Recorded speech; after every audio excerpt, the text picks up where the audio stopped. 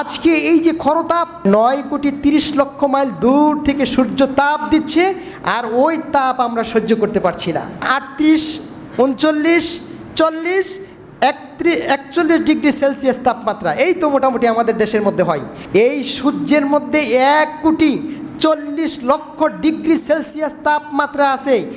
1,40,00,000 degree Celsius তাপমাত্রা থেকে মাত্র 37, 38 কিংবা 39, 40, 41 ডিগ্রি তাপমাত্রা আমাদের কাছে আসছে, আর এটার কারণে আমরা সূর্যের তাপ সহ্য করতে পারছি না।